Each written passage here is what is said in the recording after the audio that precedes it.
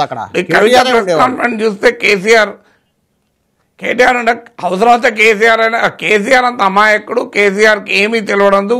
కేసీఆర్ కాళేశ్వరంలో ఏం జరుగుతుందో తెలియదు, హుజురాబాద్లో ఏం జరుగుతుందో తెలియదు. పాప ఆయన చాలా మంచివాడు, కానీ వీళ్ళందరూ కలిసి నాశనం చేస్తాను నరేటివ్ జనాలు. మంచి జరిగినా చెడు జరిగినా అది కేసీఆర్ ఖాతాలో పడుతుంది. అంటే మొత్తం విన్న తర్వాత ఏమనిపించింది అంటే కొంతమందికి వస్తున్న అనుమానం, మీరు చెప్పాలి అది క్లారిటీగా. అది కేసీఆర్ కేటీఆర్ ఓకే నాయకత్వానికి, హరీష్ రావు ఎవరు, మా కుటుంబం కాదు అతను మధ్యలో వచ్చి మా పార్టీలో ఏదో చెలాయిస్తున్నాడు, హరీష్ రావు ప్లేస్లో నేను కదా ఉండాల్సింది అనే ఫీల్ ఏమైనా కవితకు ఉంది అని అనుకుంటున్నారా? అది ఒకవేళ అలా ఉండేంత అమాయకత్వం కవితకు ఉందని నేను అనుకోను. కవితకు తెలియదు హరీష్ రావు రోల్ ఏంటి బీఆర్ఎస్ ఎవల్యూషన్లో. అఫ్కోర్స్ కవిత అలా తగ్గించాలని చూడొచ్చు, ఆయన వెంటనే రాలే 8-9 నెలల తర్వాత వచ్చాడు అని. సో హరీష్ రావుకున్న ప్రొఫైల్ కవితకు తెలియంది కాదు.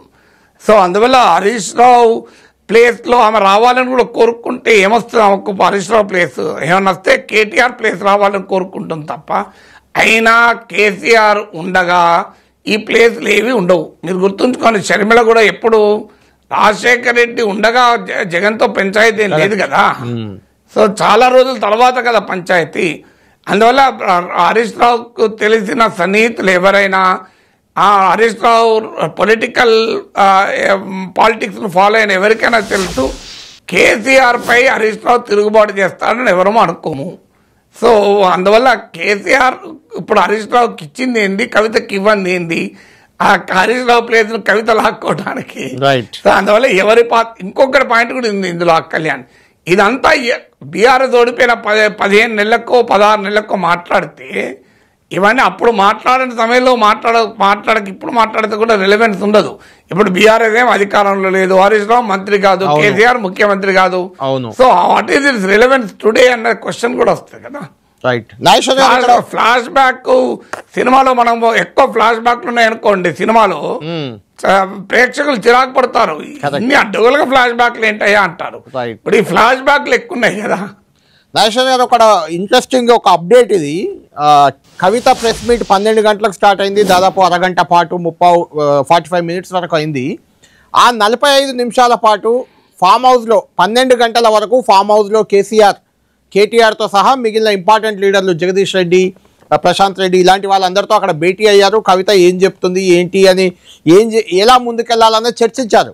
కానీ కవిత ప్రెస్ మీట్ ప్రారంభమైన 12 గంటలకు, సరిగ్గా 12 గంటలకి వాళ్ళందరినీ వదిలేసి అక్కడ ఆయన ఫామ్ హౌస్లో వ్యవసాయ క్షేత్రంలో ఆ ప్రెస్ మీట్ చూడకుండా ఆయనే ఆ పచ్చని పంట పొలాలు చూస్తూ అక్కడికి వెళ్ళి పరిశీలించినట్లు మనకు ఒక సమాచారం, ఒక అప్డేట్ అందుతుంది. అంటే కవిత ప్రెస్ మీట్లో ఏం చెప్తుంది, ఏం చేసింది ఆయన పట్టించుకోలేదు, అసలు దాని గురించే ఆలోచించలేదు, దాన్ని చూడలేదు అనే ఒక సమాచారం మనకు పక్కాగా అందుతుంది.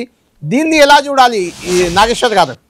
కవిత ఏం చెప్తుంది, అసలు ఏం చెప్పింది అనేది అనవసరం పట్టించుకోకుండా కేసీఆర్ వెళ్ళడాన్ని ఎలా చూడాలి? అలా కేసీఆర్ పట్టించుకోలేదు అన్నది సమాజానికి తెలిపాలని అనుకోవచ్చు కేసీఆర్. అందువల్ల ఆయన నిజంగానే చూడకుండా పచ్చని పొలాలు చూస్తూ కేసీఆర్ ఈజ్ జస్ట్ ఇగ్నోర్స్ అనేటువంటి పొలిటికల్ సిగ్నల్ పంపవచ్చు. లేదా ఆయన అక్కడే మిగిలిన లీడర్లంతా అక్కడే ఉన్నారు, వాళ్ళందరినీ వదిలిపెట్టి కేసీఆర్ వెళ్ళారు. అంటే అక్కడ ఉన్న లీడర్లు చెప్పిన సమాచారం ఇది. కేసీఆర్ కావాలంటే మొబైల్ ఫోన్లో చూసుకుంటూ కూడా పొలాలు తిరగచ్చు, అది సమస్య కాదు కదా. కానీ అలాంటి పొలిటికల్ సిగ్నల్ పంపాలని కేసీఆర్ కోరుకున్నాడని నిజం. అయినా KCR is a political leader, BRS party. Kavitha ఏం మాట్లాడిందో తెలుసుకోకుండా ఉండాలని కేసీఆర్ కోరుకుంటాడని అనుకోను. కవిత ఏం మాట్లాడిందో తెలియకుండా రాజకీయాలు ఎక్కడ ఉంటాయి? అదే జరగాలంటే అసలు వీళ్ళంతాపై ఫామ్ హౌస్ లో ఎందుకు కూర్చోవాలి? అలాంటప్పుడు కేటీఆర్, జగదీష్ రెడ్డి వీళ్ళందరూ ఫామ్ హౌస్ పోవాల్సిన అవసరమే లేదు కదా, ఎవరింట్లో వాళ్ళే ఉండి చూసుకోవచ్చు కదా.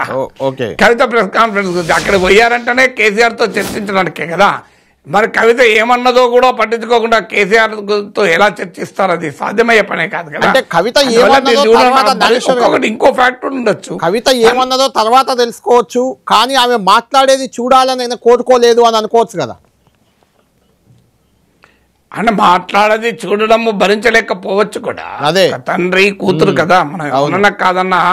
ఇప్పుడు నా కూతురు నా పైన ప్రెస్ కాన్ఫరెన్స్ పెడితే నేను చూడగలను, అదే అంటున్నాను, సాధ్యం కాదు. అవును. సో అదేదన్నా ఉంటే ఎమోషనల్ సెంటిమెంట్ ఉంటే ఉండవచ్చు, పొలిటికల్ సిగ్నల్ కూడా పంపించదలుచుకోవచ్చు, రెండు ఉండొచ్చు. కానీ కవిత ఆ కదలికల్ని కేసీఆర్ పట్టించుకోడు అని అనుకోవడానికైతే వీల్లేదు. ఎందుకంటే అది పట్టించుకోవడానికే కదా ఇంత వ్యూహరచన చేసేది. అవును. నాగేశ్వర్ గారు, ఫైనల్గా కంక్లూడ్ చేద్దాం. అంటే తెలంగాణలో, ముఖ్యంగా తెలంగాణ రాజకీయాల్లో గమనిస్తే టీఆర్ఎస్ ఇప్పుడు బీఆర్ఎస్గా మారింది. ఆఫ్ కోర్స్ అంతకుముందు టీడీపీ, మధ్యలో చాలా పార్టీలు, తెలంగాణ సాధన సమితి నరేంద్ర, లేకుంటే తల్లి తెలంగాణ విజయశాంతి, లేదంటే టీపీఎస్ తెలంగాణ ప్రజా సమితి దేవేందర్ గౌడ్, తర్వాత తెలంగాణ విమోచన సమితి, గద్దర్ ఒక పార్టీ, చెరుకు సుధాకర్ మా ఇంటి పార్టీ అని చెరుకు సుధాకర్ ఒక పార్టీ, ఇలా చెప్పుకుంటే నవ తెలంగాణ దేవేందర్ గౌడ్ పార్టీ, షర్మిల లేటెస్ట్గా షర్మిల పార్టీ, వైఎస్ఆర్టీపీ, ఇలా ఇన్ని పార్టీలు వచ్చాయి, ఏది కూడా నిలబడలేదు. తెలంగాణ జనసమితి కోదండరామ్ గారిది స్టిల్ ఉంది, అది ఆ పార్టీ ఇంకా ఉంది కూడా. కానీ ఏ పార్టీ అంత ఉనికిలో లేదు, పెద్దగా ప్రభావం చూపలేదు. నిజంగానే రేపు కవిత ఒక పార్టీ పెడితే దాని ప్రభావం, దాని ఉనికి ఏ మేరకు ఉంటుందంటారు తెలంగాణలో? అన్న జ్యోతిషాలు చెప్పలేం, కానీ ఇవాళ ఒకవేళ ఆమె పార్టీ పెట్టాలి అనుకుంటే ఇవాళ ప్రెస్ కాన్ఫరెన్స్ అయితే ఒక డిజాస్టర్. ఒక పొలిటికల్ విశ్లేషకుడుగా చెప్పి నాకేమీ కవిత పార్టీ పెట్టద్దని లేదు, పెట్టకూడదని లేదు, కవిత పైన నాకేం ప్రత్యేకమైన అనుకూలత లేదు, వ్యతిరేకత లేదు. ఎందుకంటే I'm not a participant in that politics, I'm only a commentator, not even an umpire. నేను ఎంపైర్ని కాదు, ప్రేక్షకుని కాదు, ఐఎమ్ జస్ట్ ఏ కామెంటేటర్. కనుక సో ఒక పొలిటికల్ పార్టీ పెట్టడానికి ఉపయోగపడే ప్రెస్ కాన్ఫరెన్స్ అయితే కాదు, అంతవరకు ఖచ్చితంగా చెప్పగలను.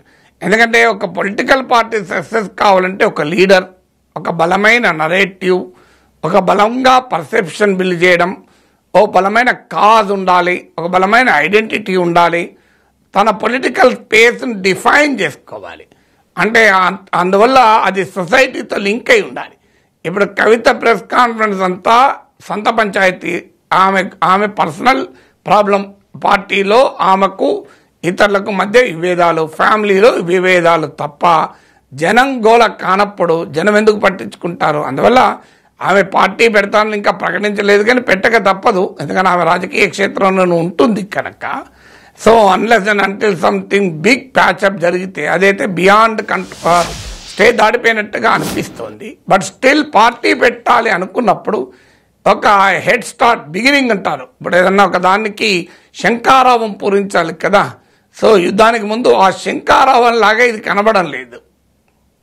నాగేశ్వర్ గారు, ఇక్కడ ఒక పాయింట్ ఏంటంటే, జగన్ పై కోపం వచ్చి తెలంగాణలో షర్మిల పార్టీ పెట్టినట్టే హరీష్ రావు మీదనో సంతోష్ కుమార్ మీదనో కోపం వచ్చి కేటీఆర్కి కేసీఆర్కి వాళ్ళ మీద ప్రేమ ఉంది, వాళ్ళకు వ్యతిరేకంగా ఈమె పార్టీ పెట్టి ఒక బీసీ నినాదాన్ని ఎత్తుకుంటే, అంటే ఆమె బీసీ కులం కాదు, బీసీ నినాదంకు నీకేం సంబంధం అని ఆల్రెడీ ప్రశ్నలు వస్తున్నాయి.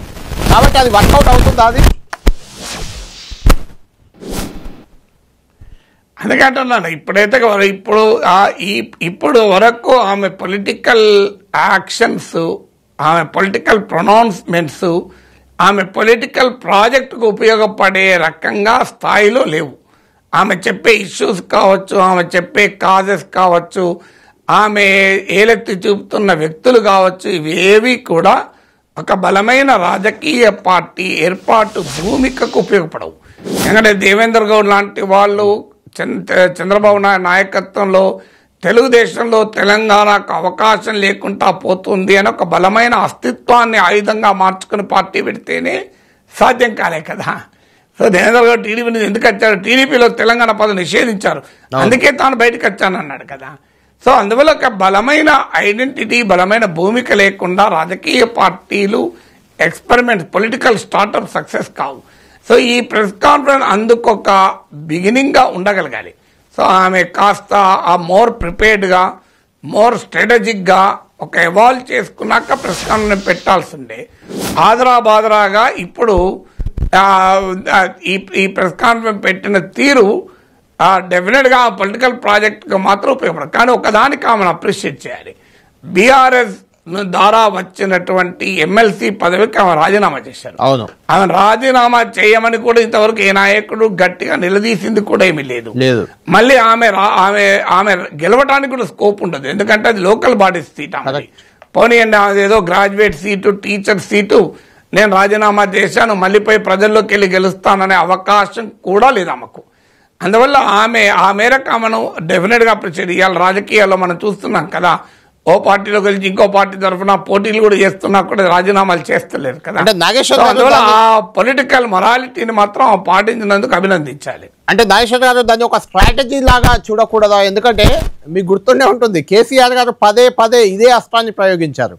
ఎమ్మెల్యే పదవికి, ఎంపీ పదవికి, డిప్యూటీ స్పీకర్ పదవికి, కేంద్ర మంత్రి పదవికి ఇలా రాజీనామాలు చేసి ఉద్యమాన్ని, పార్టీని ముందుకు తీసుకెళ్లిన సందర్భాలు ఉన్నాయి. అలాంటి స్ట్రాటజీ ఏమన్నా కనిపిస్తుందా ఇందులో? అదే కేసీఆర్ తెలుగుదేశం నుంచి, కాంగ్రెస్ నుంచి, ముఖ్యంగా కాంగ్రెస్ నుంచి తెలుగుదేశం నుంచి ఎమ్మెల్యేలను లాక్కున్నప్పుడు వాళ్ళందరి చేత రాజీనామా చేయించి పోటీ పెట్టించి టీఆర్ఎస్ను మరింత ముందుకు తీసుకుపోవాలి అనే స్ట్రాటజీ ఫాలో కాలే. మీరు గమనిస్తే ఇవాళ కాంగ్రెస్ పార్టీ రేవంత్ రెడ్డి కూడా తమ పార్టీలోకి వచ్చిన బీఆర్ఎస్ ఎమ్మెల్యేలందరినీ రాజీనామా చేయించి హైదరాబాద్ గడ్డపై కూడా మాకు బలం ఉంది అని ప్రజలకు చూపెట్టి కాంగ్రెస్ పార్టీని మరింత ముందుకు తీసుకెళ్దామన్న స్ట్రాటజీని ఫాలో కావడం లేదు కదా. అందువల్ల స్ట్రాటజీ కొరకైనా పొలిటికల్ మొరాలిటీ ఫాలో అయితే అభినందించాలి. రాజకీయాల్లో ఉన్న వాళ్ళకి స్ట్రాటజీస్ ఉంటాయి, బట్ ఆ స్ట్రాటజీ కూడా అప్రిషియబులే కదా అంట నేను. రైట్. నాగేశ్వర్ గారు, ఫైనల్ గా ఇంకొక ఇంట్రెస్టింగ్ కామెంట్ కవిత ఇప్పుడు చేసింది, క్లియర్ చేసింది. ఆమె కేసీఆర్ ఫోటోతోనే తాను కార్యక్రమాలను చేపడతాను ఒక కామెంట్ చేశారు. తర్వాత కేసీఆర్కు తాను రాసిన లేఖను ఇప్పటివరకు ఎవరో చెప్పలేదు, పేరు చెప్పలేదు, ఇప్పుడు చెప్పేశారు సంతోష్ కుమారే లీక్ చేశారని. మా కుటుంబంలో నలుగురికి ఫోన్ ట్యాపింగ్ నోటీసులు వచ్చాయి, కేటీఆర్కు సంబంధించిన వారి ఫోన్లు కూడా ట్యాప్ అయ్యాయి. అంటే ఇప్పటిదాకా బయట ఉన్న పర్సెప్షన్ కేటీఆర్ గ్యాంగే అందరి ఫోన్లు ట్యాప్ చేశారు. చివరికి మనం చూసాం ఎంత వివాదమైందో, హీరోయిన్ల ఫోన్లను కూడా ట్యాప్ చేశారంటూ కేటీఆర్పై దుష్ప్రచారం చాలా పెద్ద ఎత్తున జరిగింది. కానీ కవిత ఇప్పుడు చెప్తుంది కేటీఆర్ ఫోన్లు కూడా ట్యాప్ చేశారు, హరీష్ రావు, సంతోష్, శ్రావణ్ వీళ్ళు ముగ్గురు ట్యాప్ చేశారని. ఎలా చూడాలి ఈ వ్యాఖ్యలను, ఎలా చూడాలి? ఆమె టార్గెట్ క్లియర్గా సంతోష్ రావు. అది నిజమా అబద్ధమా అనేది నేను చెప్పను, కానీ అది రాజకీయంగా ఉపయోగపడుతుంది అనే పాయింట్ లేదు అక్కడ. అవును. సో సంతోష్ రావు ఇది నాట్ ఏ పొలిటికల్ గా ఒక రాజ్యసభ సభ్యుడే కావచ్చు, కానీ రాష్ట్ర రాజకీయాలను ప్రభావితం చేసే మనిషి కాదు. ఇప్పుడు హరీష్ రావు కేటీఆర్ పైన ట్యాపింగ్ చేశాడన్నా రాజకీయంగా కాస్త వేడెక్కుతుంది, కానీ సంతోష్ రావు పైన ఆరోపణ వల్ల కవితకు జరిగే పొలిటికల్ ప్రయోజనం ఏంటో నాకు ఇప్పటికీ అర్థం కాని అంశం అది. అందువల్ల ఆమె వ్యూహాత్మకంగానే కేటీఆర్ను కూడా ఓన్ చేసుకోవాలని అనుకున్నాక సహజంగానే ఇదే మాట్లాడాల్సి వస్తుంది. ఇప్పుడు అంటే ఆమె ఇప్పుడు కేటీఆర్ను ఒక పైన కూడా టెలిఫోన్ ట్యాపింగ్ సంతోష్ రావు చేయించాడని, ఇలా సంతోష్ రావు ఫ్యామిలీలో పార్టీలోని అత్యున్నత నాయకత్వంలోనే ఒక అలజడి క్రియేట్ చేయాలన్నది ఆమె వ్యూహంగా కనబడుతుంది. అందుకే పోచంపల్లి శ్రీనివాసరెడ్డి గురించి నాకు రాజేశ్వర్ రెడ్డి మెసేజ్ పంపాడని చెప్పి మా ఫోన్లో మెసేజ్ ఇప్పుడు కూడా ఉంది అన్నట్టు మాట్లాడారు కదా. సో అందువల్ల ఒకరికొకరికి ముళ్ళైతే పెట్టింది అన్నమాట నిజం.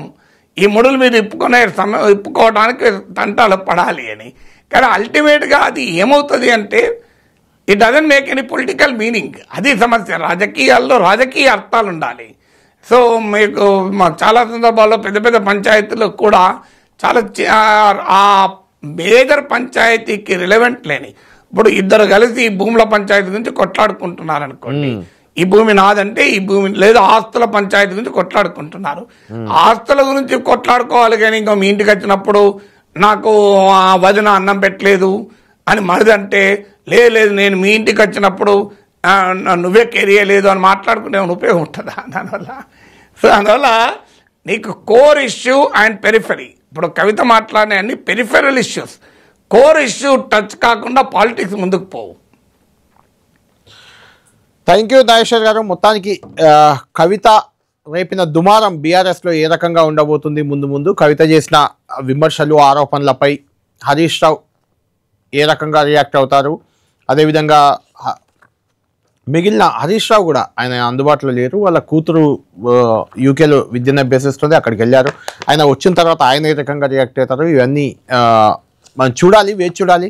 మొత్తానికి కవిత ఈరోజు పెట్టిన ప్రెస్ మీట్ మాత్రం ఆమె రాజకీయ ప్రయాణానికి ఒక రాజకీయ పార్టీగా ఆమె రూపొందాలన్నా, రాజకీయ నేతగా మారాలన్నా ఏ మాత్రం దోహదం చేసే అంశంగా మాత్రం లేదని నాగేశ్వర్ గారు క్లియర్గా చేస్తున్నారు. అదేదో వాళ్ళ ఇంటర్నల్ కుటుంబ పంచాయతీని మీడియా ముందుకు తెచ్చినట్టే ఉంది తప్ప అట్లా విషయం లేదు అనేది క్లియర్గా నాగేశ్వర్ గారు చెప్తున్న అంశం.